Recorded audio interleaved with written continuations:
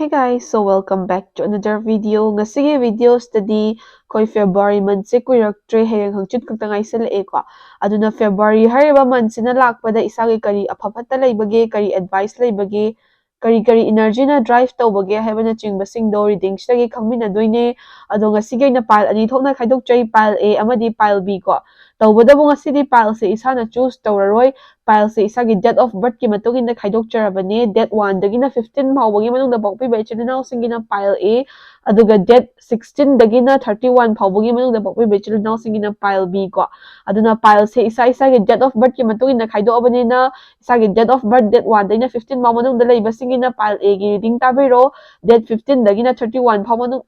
date 16 dagina 31 phaw manung da leiba chilinaw singina pile B gi reading che tabiro ko adudi hojik matamang handabida reading se horse February month kyo na kay leige habado ko ado horse mayam video se so okay ahamada pile A ko pile A haragadi ngasigi oina date 1 dagina 15 phawbugi manungda pokpi bai chilinaw singi oina February month sida kari leige habado koi ponde yengminnerse ko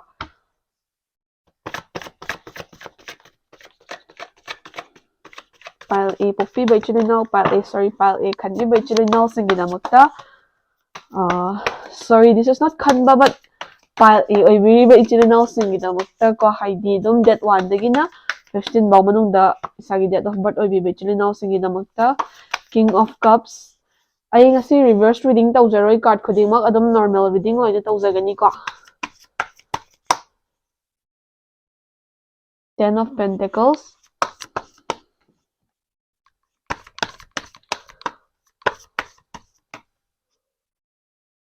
Eight of Cups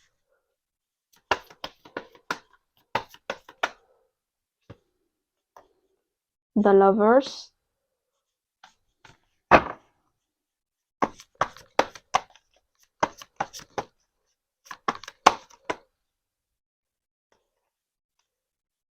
Five of Pentacles Knight of Pentacles ko sisingse leire khoi hojik pile A gi damakta energy card amuk kari pige February month sida habado yengminarase Dance with Life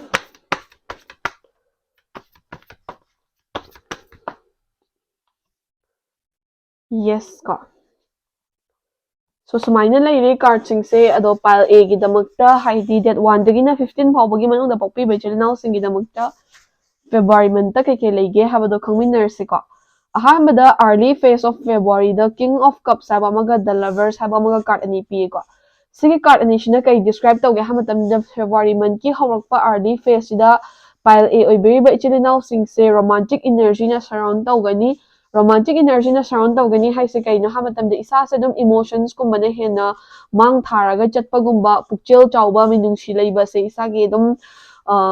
day to day life ta adapt torakani ko nakana maram da relationship kumba leibi ba ichilinaw singi damakta isagi partner ga isaga gi marakta connection je hena strong oikhatpagumba adagi hoi February is the month of love haina ni ko haji February haise couple singi iba nungsinabagi iba month ne haina describe tawe because Valentine's Day se adum February month sida tari ni ko adumaina haidi aduga yam hekta relate tawbagi wa natragasu February hariba month sida pile A oibiri ba ichilinaw singse early part of February sida yam china romantic experiences kar adum thengnabagumba isagi partner ga isaga hena bonding strong oikhatpagumba and then problem gumba leramagasу kitang solution gumba phangakpa natragana sort out gumba tawthoknarpagumba adugumba khar adum thengnagani nakana maramda relationship leibidaba ichilinaw single oibiba singisu maybe isagi crush anoba ama phangbabu oiro natragana isase relationship anobagi opportunity open up tawrpabu oiro natragana isana adum haifet khanjaba miga pau phaunaba phangbabu oiro adugumba some sort of new love ki beginning gumbagi oiba natragana anoba feelings gumba initiate tawrpa yabai chances leiba ko ado February month ki early phase of the month se dum lucky oina calm and stable oina chatkani tawbadabu yam hekta kai haini harau te yamana feel oina lightly lobi ba granted oina lobody tawbigano February month sida early phase sida afaba mayam lakpa yai lucky oi enthusiastic oi adagi dum active oina chatkani tawbadabu isana isa gi feelings and emotions se yam hekta overflow tawhanbigano kitangdi control tawraga chatpiyo haba advice se katai phangeba ko Mathangda Ten of Pentacles haiba amaga Five of Pentacles haiba amaga card ani tholeba. So card ani shina February month ki mayai chalakpa matam middle part of the month sida pile A oiberiba ichile now singse paisa nung sage ba flow gumba khara lakpa maybe isada dum paisa nung sa lakna ba opportunity laibani bu khangde natragana mi na pukiba paisa singakmani bu khangde natragana adum isagi oiba hotna jabalgi mahi chabani khangde dumaina paisa nung sage ba financial flow khara lakada lay tawbadabu paisa nung sa sijinaba matamdasu kitang haina singna sijinabiyo maramdi isana paisa nung sa lakadabu lay haina hekta excessive spending tawbagumba isagi spending da budget thamdaba adum overflow tawhanbagumba nakana maramda mingonda yam hekta paisa nung sa da mateng pangthokpagumba sigumbase hoi isagi angamba level da awa ana taraba sigi mateng pangbadi yai tawbadabu yam hekta excess oina isagi leizaribadagi hendoktana mateng pangbu khotpadi tawthokbigano aduna tungde isada disappointments purakpa yaibako ado February month ki middle of the month sida adum isaje career gumbada financial jaga da growth phangba yabagi chances lay tawbadabu paisa nung sa sijinaba matamda isana kitang haina singna sijinabiyo ba planning amagi makhada ko hekta excessive spending gumba adagi wakhal khanda bida hekta spend tawthokpa gumba sigumba se tawbigano thabang ingkhang ge nesu dum afaba khara dum lakadaw lay tawbadabu isana careless oiba gumba sigumba se tawbigano bako February ki middle part of the month ki oina Mathangda Eight of Cups haiba amaga Knight of Pentacles haiba amaga card ani tholek ko. Card ani shina February month se adum haurakpada amadi middle part of the month hawa adum phana chatle luck adum lay ko adum growth adum experience tawgani tawbadabu ending part of the month sidadi isa se daw gumba se kitang yaraktaba gumba adagi isa na tawge khanba thabakka oithorpa reality ga khara khetna chatpagumba isana thabak ama tawgena khanbase dum procrastinate tawrikanda matam hokibana hanbagumba thabak oina di pangthoodabagumba adagi isagi naknaba maruk mapang natragana isagi partner natragana isagi family gumba dagi isase some sort of disappointments haidi isana expectation wangna thamuraga miyoi kharana isagi expectation no meet tawrtabagumba adugumba khara dum thingnabe yayebako aduna February month ki ending sidadi isana yarige mingonda trust tawba or mingonda yam hen expectation thamba sigumba se tawbigano thabak khudimang isagi grip ta thamnanaba hotnabiyo mingonda loinamak thadokpiganobo nakana maramda adam luck kumba sisu kitang low in step in tarokpa yabanina isana luck kumba dasu yam hena thajaba thambigano ending of February sidadi isagi effort ta khak thajaba thambiyo habe advice se card ta phangibako and then February month ki ending phase sida mathang month ki planning amuk tawba darkar laiba haidi early phase middle part of the phase haidi month to dum haurakba madi mayai urakpa matamda smoothly flow toramaga so ending dadi kitang problems kumba natragana adum daw yadabagumba adugumba khara mayok narakpa yabanina adugi ending da isana thabak achobugumba se haidi handak February month sigi ending dadi thabak kumba se yarigai achobugumba se plan dawra thambiganoba paikhattaba yadaba tawdaba yadaba thabak ta khak matam thadabiyu effort thadabiyu aduga isana maru oiba achoba thabak ama tawgena khallagadi ending part of February da phasina planning taraga wakhal thadabiraga haidi loinamak ready da thambiraga March ki horakpa mathang thagi horakpa da oina pangthokpa haunanaba ready da leibiyo bako haidi early phase of February middle phase of February da dum isana tawningba ta hobiyai hotna hobiyai ko aduga ending part of February sida kitang loki oina leibiraga mathang thadagi amuk jump tawraga start tawnaba hotnaraga leibiyo haibnebako mathangda dance with life haiba energy card chi thol a sigi dance with life haiba energy card chi matungina February haiba month sigi adum whole throughout the month ko adum isa se aphaba phattaba haraute amba nungaiba amadi awaba adum mix taraga chatpa yai tawbadabu life ta isana boring turakpa matam madagi kenoma tarakpa matam da isana down feel tarakpa matam wakhal nungairakta matam da isana ngahaktang isai sakbani khangde jagoi sabani khangde ngahaktang koithobani khangde isagi mood se freshen up tawnaba isagi mood se refresh tawnaba isagi side tigi personal oina hotnabiyo haiba advice se card tigi phangiba haidi mina mood lighten up tarakani mina hotnabirakani haina khanme mood da isa ithanda isagi mood to change tawnaba isana hotnabiyo bako kitang adum awaba nungaiba nungaitaba go through tarakpa matam da haitare mathangda yes haiba energy card chi thol eba so si yes haiba energy card chi matungina overall ani yang pamatamda February month se pile A oibiriba habadi date 1 dagina 15 phawagi manungda pokpi be chilnau singi namakta dum aphaba month amo oiba yabagi chawrakpa vision ama pi tawbadabu phanamna aphaba oitaraga su awaba nungaitaba natragana kitang unlucky oiba jaga khara su dum go through tarpa yabanina isana yana ba adjust taraga chatpiyo tawbadabu overall ani pamatamda di aphaba mayamu pi habasima khangjinbiyo bako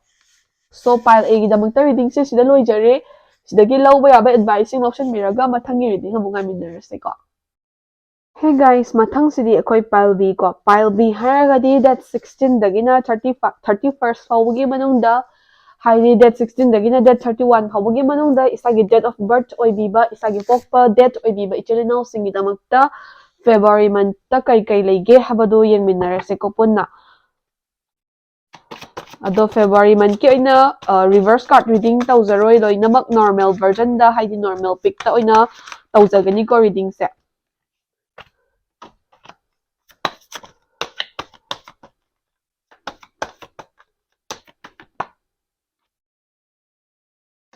The Emperor, Queen of Pentacles,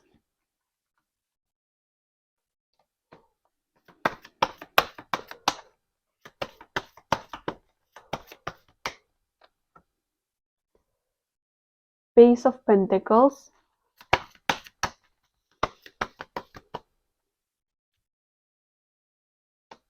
Four of Pentacles,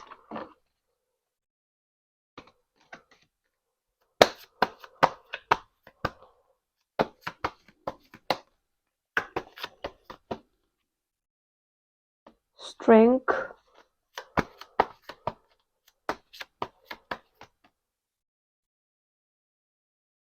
the Hierophant ko.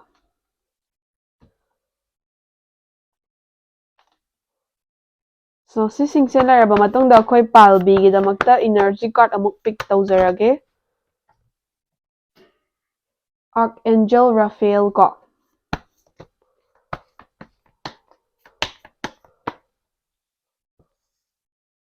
Rainbow.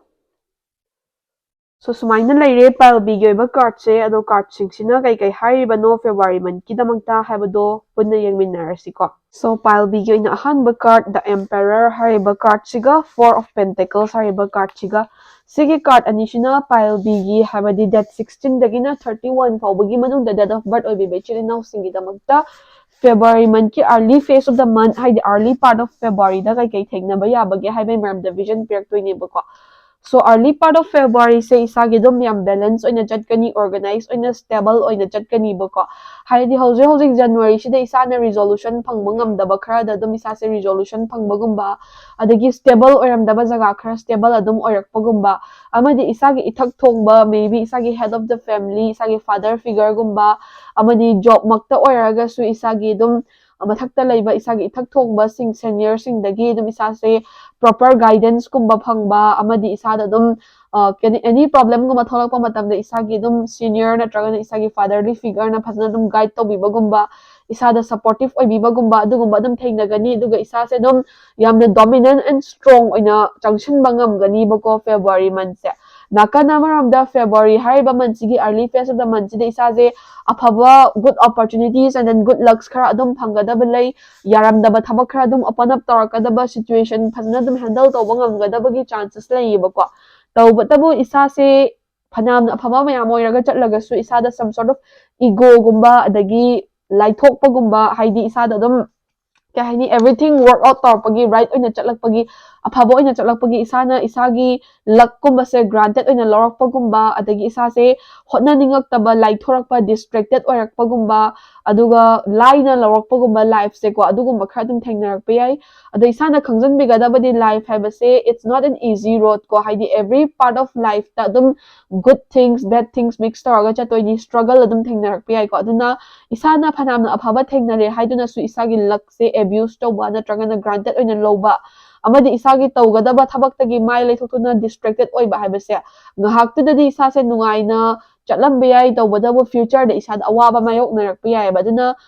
February month ki early phase of the month se palbi oibiriba chilinaw singi afaba guidance phangba amadi growth mayam ama manifest tawraga dum phangaga chatpa yaibako tawbadabu isana laithokpagumba granted oina lobagumba ego na mang thabagumba distracted oibagumba sigumba sidi tawbigano haiba advice se card tagi phangebako mathangda Queen of Pentacles haiba amaga strength haiba amaga card ni tholeba Queen of Pentacles describes prosperity good health and growth ko So February month ki middle part of the month sida pile bi very chani now sing se prosperous oi ba side ta junction bangamba maybe paisa nuk sage ba financial flow lakpa isagi panduna leramba thabak khara hena dum advance oina grow torokpa ngambagumba adagi kainoma darkar lerkpasingse dum darkar leibasingda mina mateng pangbirakpabu oiro adagi isagi oiba doors open up torokpabu oiro adugumba dum prosperity and good health kumba dum flow torokpa yai aduna isada dum ana ayek leramba natragana dum isa nungaitaba khotaba namsillaga lerambagumba dum adugumba kitang step out torokpa ngamba growth phangakpa amadi healthy oirakpa ngambagi chances adum pibuko February month ki middle part of the month sida haidi isada nauna adum strength phangakpagumba adagi isana ngambaroina khalamba thabakkumba khara adum ngamba yabagi will power and strength to pirakpagumba adagi problem gumba go through toramaga problem dudagi step out tawba ngamaknaba strength gumba isana phangakpagumba adugumba khara adum go through tawgadaba leiduna February part ki middle part of the month sidadi isada adum afaba good opportunities prosperity good health amadi strength mayam ama adum phanggadaba leiba aduna isana achauba thabak kuma plan tawraga leiba natragana thaba ama execute tawgena khanba leragadi February month sida ko adum mayai orakpa haidi February ge middle part of the month sida adum pangtho over yai haina advice pi ko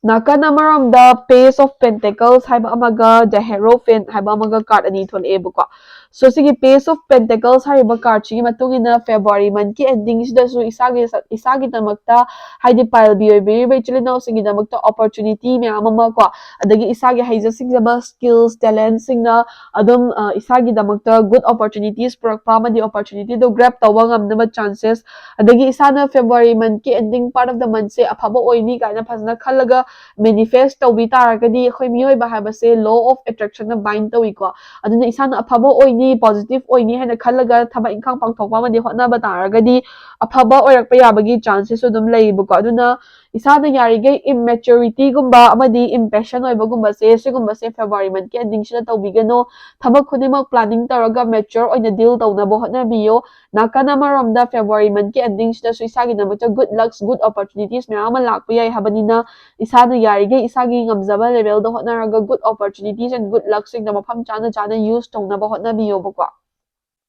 and then the Hierophant hariba card chathol eba the Hierophant hariba card chigi matungina isa se February month ki ending sida isagi school college or institute kumbadagi isada some recognition or achievement guma phangba natragani isagi workplace ta isagi kana ba yaba opportunity phangba gumba or isa se growth gumba dum kai haini feel tawba yabagi chances like maybe a new promotion maybe a growth in your job line natragana isagi dum angam athawna chanbi bagumba adumai isada dum kana ba isagi institute natragana isagi workplace ta isada sum kana gadaba khara dum phangba yabai chances leiba ko aduna February month gi endings da yariga isagi skills talents myam se loinamak phajna mafam chana use toraga patience laina isagi tawam thokba ithosing phajna pangthok taragadi career gumba ge yamna chawba growth phangba yabagi chances laiye adagi relationship gumba love life ki oina su yamna afaba adum stable oina chatka dobugi mami tai hoi single oi bai chilin now singi oina di yam hekta anauba love gumba phangani haiba makki vision de laitraga so adum isa ithanda adum phajna self love self growth rom da hena focus tawgadabagi mami tai ko so February month se overall ani pamatamda pile B goina di yamna afaba stable oiba good lucks na drive tawba month amani haina piye aduna isa na yarigay opportunities lakpasing phasna grab tawna bo hotna biyo ko last but not the least energy card ani khak thole a ahan bada archangel Raphael ko healing and abundance are coming to you so February month sida isage ba abundant oiba prosperous oiba opportunities na ama lakadaw balay nakan na maramda ina nga sa hezaba the good health ko ana ay yaram malerga so heal taro pangambagi healthy side ta changchilak pa yabagi chances adum pi ko and then rainbow there's a rainbow beyond the clouds so February hai ba man se aphaba me ama man drive taraga su life se afaba ngakta dum oraga chalo habnya yabanate problems kumba disheartening oi ba thodok wa thong natraga na hoi macha masu issue khar adum isana favor tawdaba isana pamdaba khar dum tholak pi ai tawbadabu everything happens for the best ko afaba oigera phataba oigera thoiba khudingmak tungda afaba ama oidana ba tholak pangatane haina khallaga isana problem guma tholaga su phasna counter taraga mayok naraga future da afaba oirkani haina khallaga mayok naraga chatpa mathau tai ba ko adum isagi namakta ngahak cloudy or amangka sudum like rainbow thoklakpa yabagi chances adum lei habase khangjinbiyobako. So overall oina pile B gi damakta habadi date 16 dagina 31 fawbagi mona pokpibai chilinaw singi damakta February se dum peaceful and stable loigadaba month ama oina uyebako. So sida loijari reading se stagi lawba yabe advice sing lawshin biraga mathangi reading amu ngai minarase ko. Thank you for watching.